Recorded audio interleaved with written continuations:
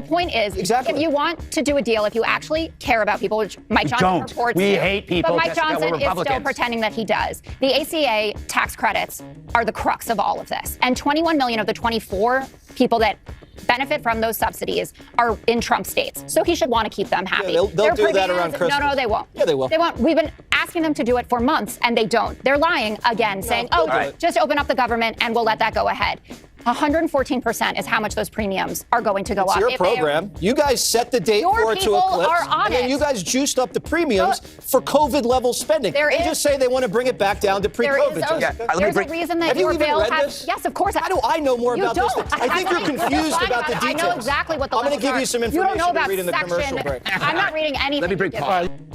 It's just not what's going on. And we know that that's the case because Leader Jeffries, when he was being interviewed, said they know that it's a lie because when it was actually in the Oval Office, it came up for a sum total of 10 seconds. Mike Johnson, and to his credit, he does a ton of interviews, but everybody is pushing back on him about that, showing the actual text, which says we're talking about people who are lawfully here. And if you want to pull it out, go to the section that actually delineates. Page 57. Yeah, I'll pass Haley, it over. That's the bill. Oh, I've seen it. Yeah, no, I know. And if you go to the part below the one that's being highlighted on all the GOP accounts, you'll see that it's for people who are here, lawfully protected status, domestic violence, survivors, et cetera. That's what's being exploited. That's the whole point. Yeah, when you're an asylum seeker, that's the whole point. You get free health care. You do what you want. You want to make fun of us. You want to say. No, we just want you to acknowledge what you're identifying as legitimate isn't.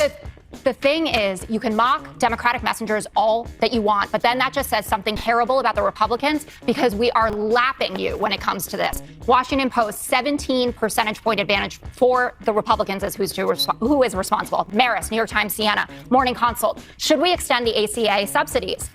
The Kaiser Family Foundation, 78% say yes, including a majority of Republicans, including a majority of MAGA Republicans. Washington Post, 71% yes. The Wall Street Journal reporting today, inside the White House, aides are discussing proposals to extend the enhanced subsidies for the Affordable Care Act health insurance plans, officials said. Republicans know that they are being blamed for it, and rightly so. They're trying to kick the can down the road. They said, well, we'll deal with it the next time. But you have to make your plan choices in November, not in December when we're going to deal with this again. So go ahead, mock the live stream. Also, check out the GOP account on YouTube. The videos regularly get like 400 or 500 views. It's kind of reminding me of 2020 when everyone who would fan out in front of the cameras would say, Donald Trump won. Joe Biden wasn't really elected. And then they get in a courtroom and their tail is between their legs. And they're like, no, I don't think that. I don't think that. That's what happens. You're in the Oval Office. You act like a big boy and you deal with Hakeem Jeffries and Chuck Schumer. But you get on TV and you say it's about illegal.